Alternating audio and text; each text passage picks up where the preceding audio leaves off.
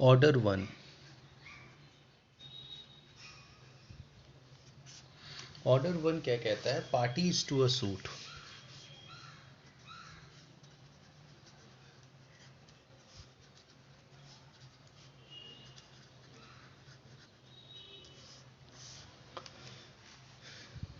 जब भी कोई भी विवाद होता है तो उसमें दो पक्षकार होते हैं, एक होता है प्लेंटिफ और दूसरा होता है डिफेंडेंट।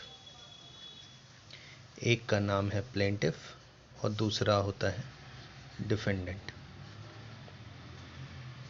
प्लेंटिफ वो व्यक्ति है जो सूट लाता है, जो सूट फाइल करता है अगेंस्ट डिफेंडेंट, उसको प्लेंटिफ बोलते हैं। और डिफेंडेंट जिसके विरुद्ध में फाइल किया जाता है उसको हम लोग डिफेंडेंट कहते हैं। हम लोग ऑर्डर वन देख रहे हैं और ऑर्डर वन में हम लोग यही डिटरमाइन करेंगे कि कौन प्लेंटिफ होगा और कौन डिफेंडेंट होगा। तो ऑर्डर वन का rule one and rule three को हम लोग साथ में रीड करेंगे। रूल वन, प्लेंटिफ कौन होगा, किसको आप प्लेंटिफ के तौर पे ज्वाइन कर सकते हैं, ये रूल वन आपको बताएगा। और रूल थ्री बताएगा किसको आप डिफेंडेंट के तौर पे ज्वाइन कर सकते हैं एक सूट में। तो सबसे पहला रूल वन देखते हैं। रूल वन बोलता है हर वो व्यक्ति को, ऑल पर्सन को आप, सभी व्यक्ति को आप प्लेंटिफ के तौर पे पक्षकार बना सकते हैं, प्रोवाइडेड उनको कोई राइट मिला हो। राइट मिला हो किसी एक्ट के वजह से या ट्रांजैक्शन के वजह से या सीरीज ऑफ एक्ट या ट्रांजैक्शन के वजह से। सीरीज ऑफ एक्ट और ट्रांजैक्शंस के वजह से अगर किसी भी व्यक्ति को कोई अधिकार मिलता है और उस अधिकार का इन्फ्रिंजमेंट होता है, उस अधिकार को कोई उनसे छीन लेता है या कोई उस अधिकार को एक्सरसाइज नहीं होने देता है, तो वो व्यक्ति के पास अधिकार होता है कि वो सूट लाए, न्यायालय के समक्ष जाए और केस फाइल करें। तो हर वो व्यक्ति प्लेंटिफ के तौर पे आप ज्वाइन कर सकते हो जिनको अधिकार मिला होता है। रूल थ्री बोलता है डिफेंडेंट कौन होगा, तो हर वो व्यक्ति डिफेंडेंट होगा जिनके अगेंस्ट में वो अधिकार मिला होता है। तो प्लेंटिफ कौन, जिनको कोई अधिकार मिला वो प्लेंटिफ, और जिसके विरुद्ध मिला वो डिफेंडेंट। इस दोनों रूल में एक कॉमन पॉइंट है, common question of law. Common question of law और फैक्ट्स। मान लीजिए कोई एक्स व्यक्ति है, उसने एक सेपरेट सूट लाया, सेपरेट सूट लाया किसी common question of law and facts पे, फैक्ट के regarding. Common question of law and facts का मतलब होता है ऐसा सूट ऑलरेडी न्यायालय में पेंडिंग है जिसमें आपको ये क्वेश्चन डिटरमाइन करना है, इन फैक्ट्स पे कोई डिसीजन देना है या किसी लॉ पे आपको डिसीजन देना है। तो वैसे केस में इस एक्स व्यक्ति को आप कह सकते हो कि भाई आप भी पक्षकार बन जाओ, आइदर प्लेंटिफ और डिफेंडेंट के तौर पे आप इसे इम्प्लीड कर सकते हो as a party in a suit. फिर सेपरेट सूट को चलाने की ज़रूरत नहीं है, आप इसको उस सूट में पार्टी बना देंगे या प्लेंटिफ या डिफेंडेंट के तौर पे जोड़ देंगे जिस सूट में ये common question of law and facts determine आपको करने हैं। अब आते हैं rule number 2 and rule number 3A की ओर। रूल नंबर 2 और rule number 3A similar. Rule number 2 plaintiff की बातें करता है, रूल नंबर 2 डिफेंडेंट की बातें करता है। दोनों रूल कोर्ट को अधिकार देता है, अगर कोर्ट को ऐसा प्रतीत होता है कि किसी एक्स व्यक्ति को अगर प्लेंटिफ या डिफेंडेंट तौर पे अगर हम सूट में पार्टी बनाते हैं तो इससे प्रोसीडिंग में या ट्रायल में डिले होगा। तो वैसे सरकमस्टांसेस में न्यायालय जो है, जो कोर्ट है, ऐसे सरकमस्टांसेस में जो कोर्ट है उसका क्या होता है, ऐसे सरकमस्टांसेस में कोर्ट आपको इलेक्शन, पार्टी को इलेक्शन का राइट देता है कि भाई आप देख लो आपको क्या करना है, या सेपरेट ट्रायल का ऑर्डर पास कर सकता है, या एप्रोप्रिएट ऑर्डर दे सकता है in the end of justice, appropriate order pass कर सकता है। तो तीन चीज, या तो पार्टी को खुद बोल सकता है कि भाई आप देख लो आपको क्या करना है, अदरवाइज केसेस में वो एक सेपरेट ट्रायल के लिए ऑर्डर पास कर सकता है, या कोई एप्रोप्रिएट ऑर्डर वो पास कर सकता है जैसा न्यायालय को उचित लगे। यहाँ तक समझ में आ गया? यही बात बताया गया। तो रूल 1 क्या बोलता है? रूल 1 और 3 बोलता है कि प्लेंटिफ कौन बन सकता है, और रूल 3 बोलता है डिफेंडेंट कौन बन सकता है। तो प्लेंटिफ हर वो व्यक्ति बनने का अधिकारी है जिनको कोई राइट मिला हो किसी एक्ट के वजह से, किसी ट्रांजैक्शन के वजह से, सीरीज ऑफ एक्ट या ट्रांजैक्शन के वजह से अधिकार मिला हो। यह अधिकार सेवरली भी हो सकता है, जॉइंटली भी हो सकता है, मतलब अलग अलग भी हो सकता है, जॉइंटली भी हो सकता है, या इन अल्टरनेटिवली भी हो सकता है। तो जिनको अधिकार मिला वो प्लेंटिफ, जिनके अगेंस्ट अधिकार मिला वो defendant. Common question of law and facts पे अगर कोई व्यक्ति सेपरेट सूट ले आता है और न्यायालय को दिखता है कि ऐसा क्वेश्चन ऑफ लॉ हमको किसी दूसरे केस में भी डिटरमाइन करना है, सेम क्वेश्चन ऑफ लॉ या फैक्ट्स को, तो ये सेपरेट सूट के जगह एक्स को बोलेगा भाई आप इम्प्लीड हो जाओ इस सूट में as a party. Now rule number 2 और रूल नंबर 3A का क्या कहना है? रूल नंबर 2 और 3A बोलता है, ये प्लेंटिफ की बातें करता है और ये डिफेंडेंट की बातें करता है। बोला जा रहा है, रूल 2 में बोला जा रहा है कि अगर न्यायालय को ऐसा प्रतीत होता है कि किसी व्यक्ति को अगर हम वो ज्वाइन करता है एज अ प्लेंटिफ, तो उससे सूट की जो प्रोसीडिंग है या जो सूट का ट्रायल है उस पर डिले होगा। तो वैसे केस में न्यायालय क्या करता है? न्यायालय पार्टी पे छोड़ देता है कि भाई आप देख लो आपको क्या करना है, आपको दूसरा सेपरेट ट्रायल करवाना है, सेपरेट सूट लाना है तो आप ला सकते हो। अदरवाइज न्यायालय खुद सेपरेट ट्रायल का ऑर्डर पास करता है या एप्रोप्रिएट ऑर्डर पास करता है। उसी तरह रूल 3A क्या कहता है? रूल 3A बोलता है अगर डिफेंडेंट को जोड़ना, कोई भी व्यक्ति को एज अ डिफेंडेंट जोड़ने से डिले होगा ट्रायल में, कोर्ट को ऐसा प्रतीत होता है, तो वो सेपरेट ट्रायल का ऑर्डर दे सकता है या एप्रोप्रिएट ऑर्डर दे सकता है। यहाँ तक समझ में आ गया होगा। नाउ रूल नंबर 4 चलते हैं। रूल नंबर 4 में क्या कहा जाता है कि कोर्ट में गिव जजमेंट फॉर और against one or more of joint parties. Now suppose कर लीजिए मिस्टर एक्स है और मिस्टर वाई और मिस्टर जेड। मिस्टर एक्स जो है मिस्टर वाई और जेड के विरुद्ध एक सूट लाते हैं, एक सूट फाइल करते हैं, और इसमें मिस्टर एक्स क्लेम करते हैं, क्या क्लेम करते हैं? जो रिलीफ पोर्शन होता है उसमें वो क्लेम करते हैं, कोर्ट से रिलीफ मांगते हैं कि declaration of right, title, interest and possession of suit land,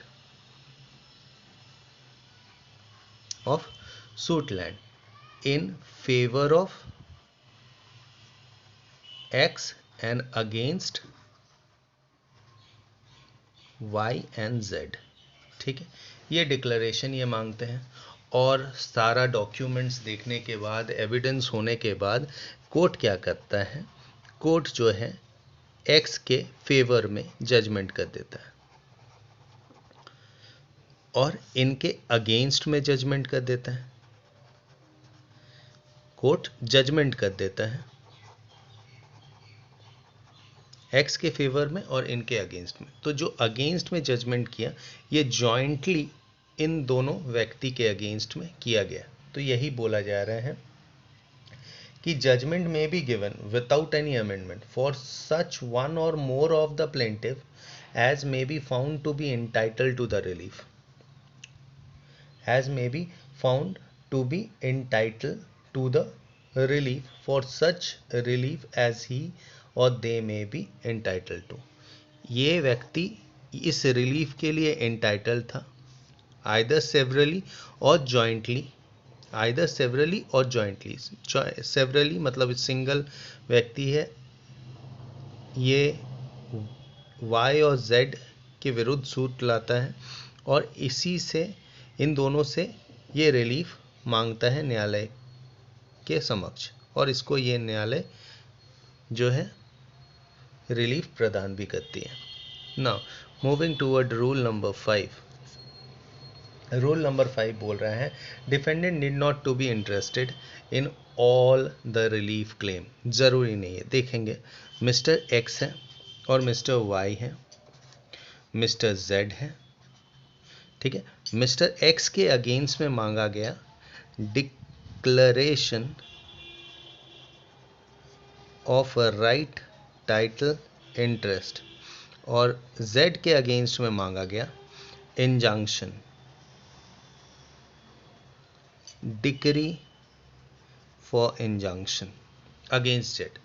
तो ये जो रिलीफ है,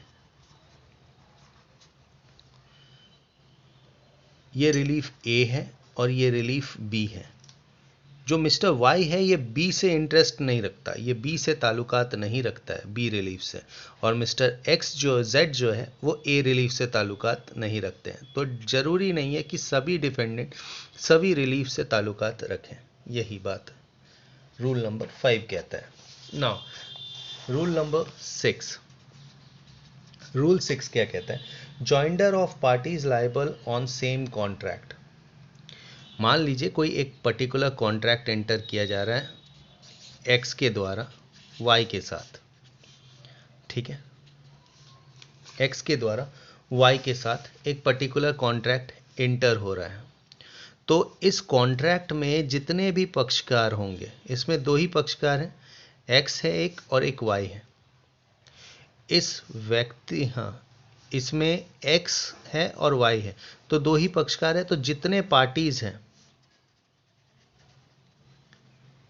जितने भी पार्टीज हैं उन सभी को आप एक सूट में इम्प्लीड कर सकते हो।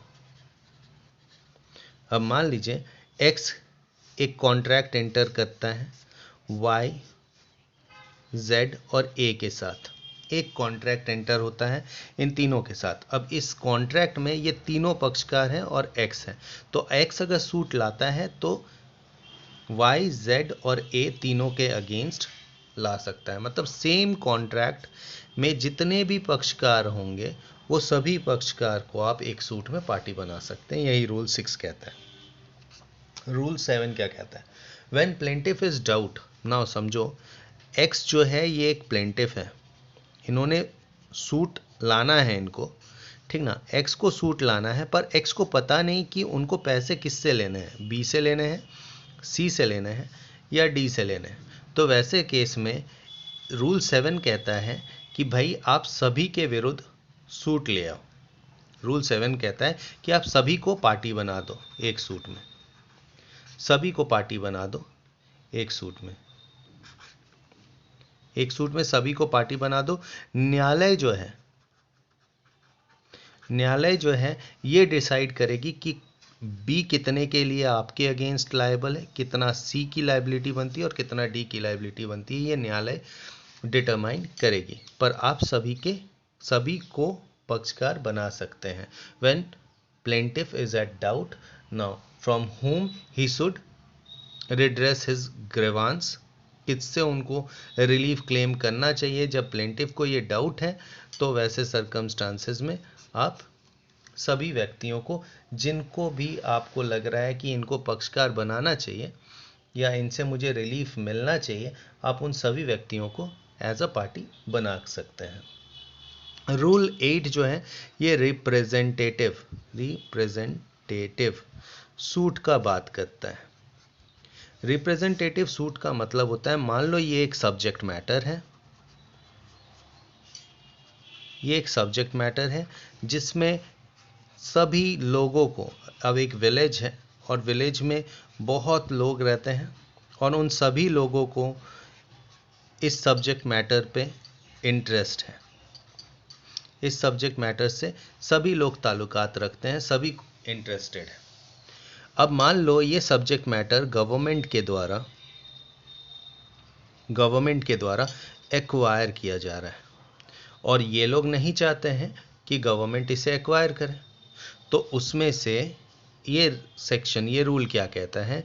ये रूल कहता है कि भाई आप एक या दो या अदर लोग मिल के रिप्रेजेंटेटिव सूट लाओ, मतलब न्यायालय में एप्लीकेशन दो कि आप सभी को रिप्रेजेंट करते हुए ये सूट गवर्नमेंट के अगेंस्ट में लाओगे। गवर्नमेंट के अगेंस्ट आप लाना चाहते हो, एप्लीकेशन दो। एप्लीकेशन का सैंक्शन हो जाने के बाद, जब एप्लीकेशन न्यायालय अलाउ कर देता है कि ठीक है आप रिप्रेजेंटेटिव सूट ला सकते हो, मान लीजिए इतने लोग हैं, मान लीजिए टोटल आपका 70 लोग हैं, 70 लोग में 2 लोग रिप्रेजेंटेटिव इन 70 लोगों के इंटरेस्ट को रिप्रेजेंट कर रहे हैं। ये 2 लोग सूट लाते हैं 70 लोगों का इंटरेस्ट को रिप्रेजेंट करते हुए अगेंस्ट द गवर्नमेंट। तो इसके लिए पहले तो एप्लीकेशन दे कोर्ट को। कोर्ट जैसे ही एप्लीकेशन को एक्सेप्ट कर देती है तो आपको ये कहेंगी, ये 2 लोगों को कहेंगी भाई आप सभी को नोटिस दें। क्या दें? नोटिस दें, सभी व्यक्तियों को नोटिस दें जो इस सब्जेक्ट मैटर पे इंटरेस्ट रखते हो। नोटिस देने के पश्चात अगर मान लीजिए इन केस नोटिस देना प्रैक्टिकली पॉसिबल नहीं है, उस केस में एडवर्टाइजमेंट करें, पब्लिक एडवर्टाइजमेंट करें न्यूज़पेपर पे। When it is not practically possible to issue notice to everyone who are interested in the subject matter, in that sort of circumstances you can make an public advertisement in a local newspaper। यहाँ तक समझ में आ गया होगा। Rule 8 का rest part क्या बोलता है कि अगर आप रिप्रेजेंटेटिव सूट लाते हो तो उस केस में आप कोई भी क्लेम को, क्योंकि आप रिप्रेजेंटेटिव स्टेट पे हो इसीलिए आप कोई क्लेम को अबेंडन नहीं कर सकते, आप किसी सूट को विथड्रॉ नहीं कर सकते, कोई कॉम्प्रोमाइज एंटर नहीं कर सकते जब तक ना आप नोटिस देते हैं सभी व्यक्तियों को जो इंटरेस्ट रखता है उस सूट से। जब तक ना आप नोटिस देते हैं उन सभी व्यक्तियों को जो इंटरेस्ट रखता हो उस सूट प्रॉपर्टीज पे, तो नोटिस इज मस्ट। उसके बाद आप ये तीनों काम बाकायदा कर सकते हैं। मूविंग फर्दर, अब आते हैं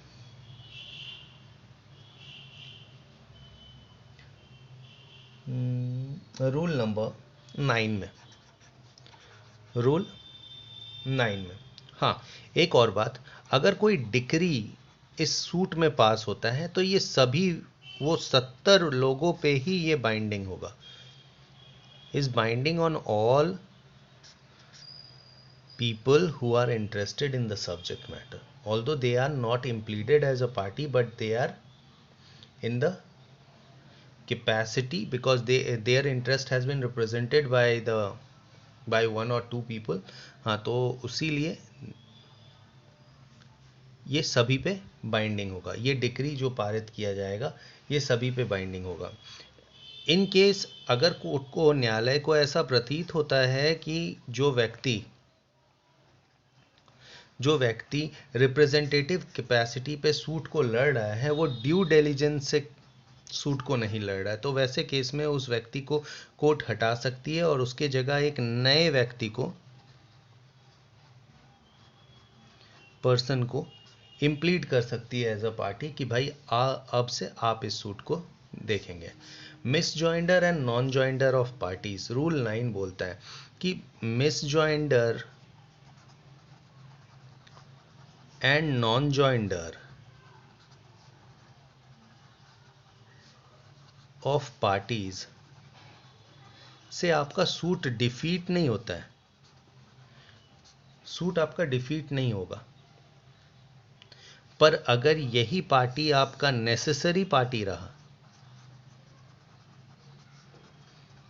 रहा तो उस केस में सूट के लिए ये फेटल साबित होगा और ये सूट आपका डिसमिस हो सकता है on the ground non jointer and miss jointer of necessary party.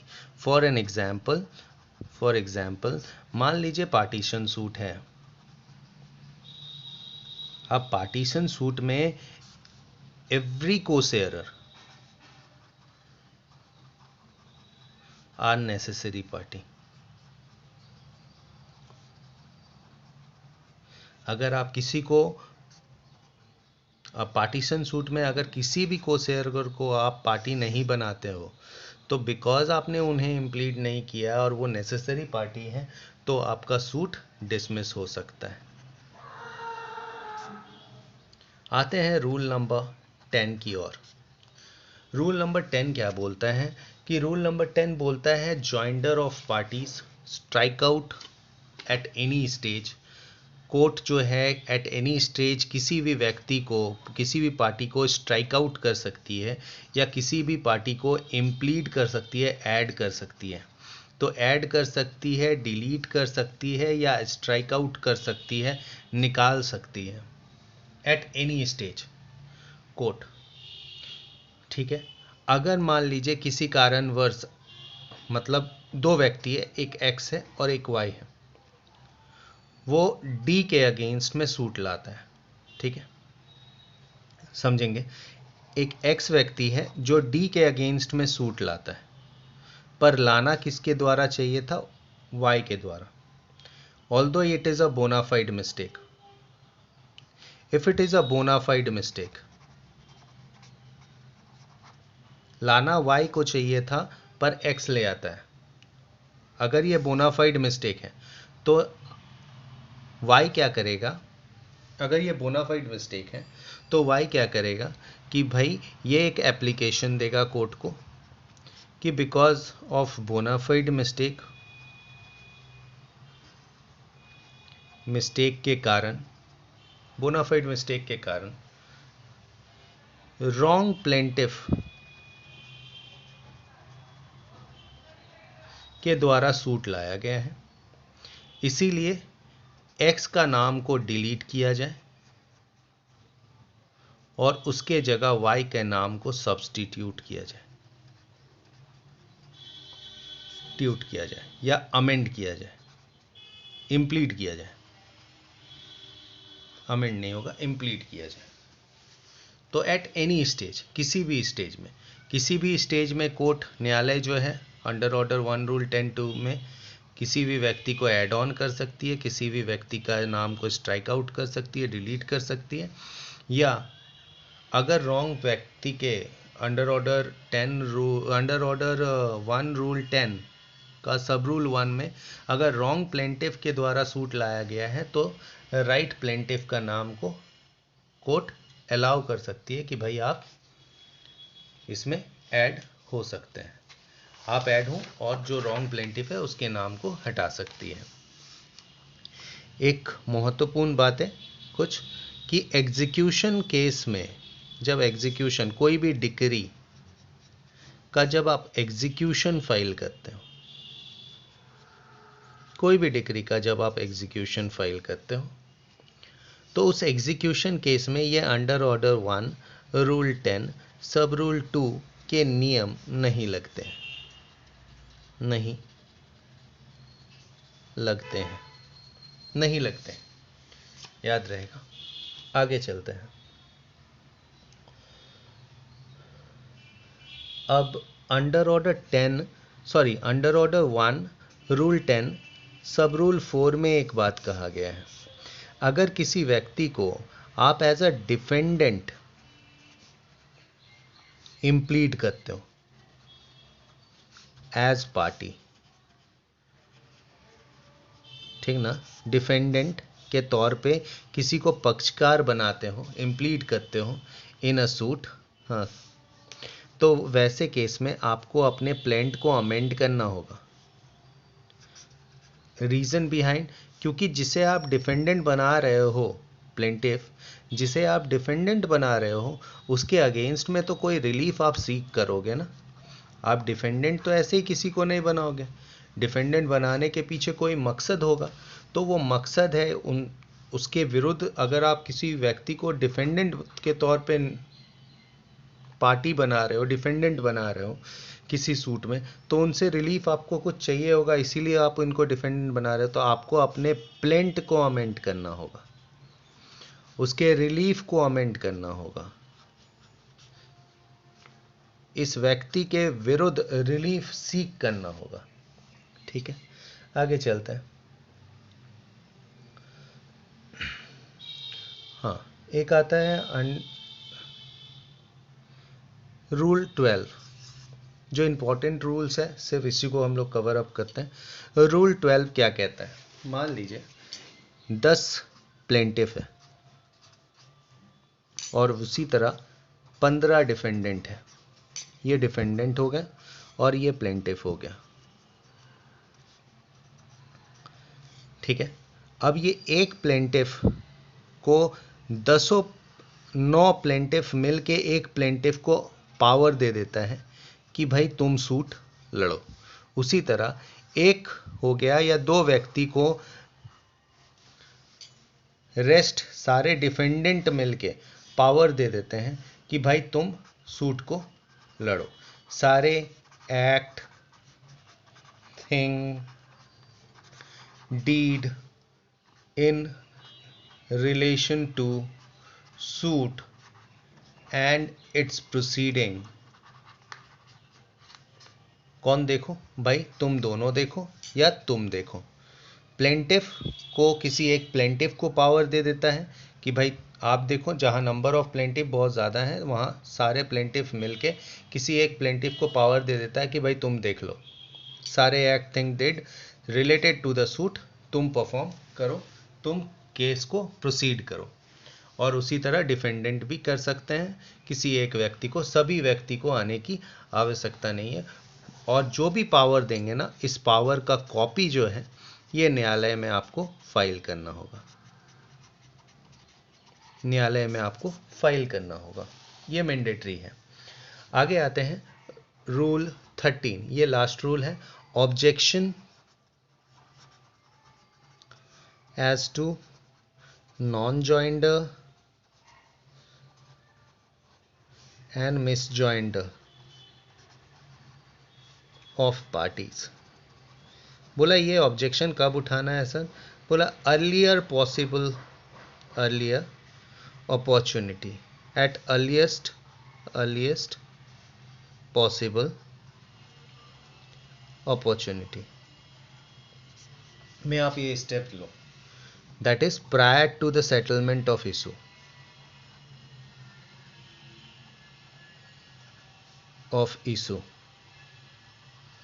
that is under order 14। Issue settle होने से पूर्व आप ये वाला स्टेप ले, मतलब ये ऑब्जेक्शन रेज करें कि इसमें नेसेसरी पार्टी नहीं बनाया गया है, नेसेसरी पार्टी को इम्प्लीड नहीं किया गया है, कुछ पक्षकार को छोड़ दिए गए हैं पार्टी बनाने से। ये पॉइंट आपको prior to the settlement of issue raise करना है, तभी जाके जब इशू सेटल होगा तो उसमें एक इशू बनेगा non joinder and miss joinder of necessary party. दूसरा, ये इशू सब्सिक्वेंट, अगर इशू सेटल होने के बाद कोई सब्सिक्वेंट इवेंट होता है, सब्सिक्वेंट इवेंट होता है, तो वैसे सर्कमस्टांसेस में आप फिर नए पर्सन को एज अ प्लेंटिफ, सॉरी, अगर कोई सब्सिक्वेंट इवेंट होता है तो ये प्ली जो है आप आफ्टर सेटलमेंट ऑफ इशू, ये पॉइंट जो है after settlement of issue raise कर सकते हैं।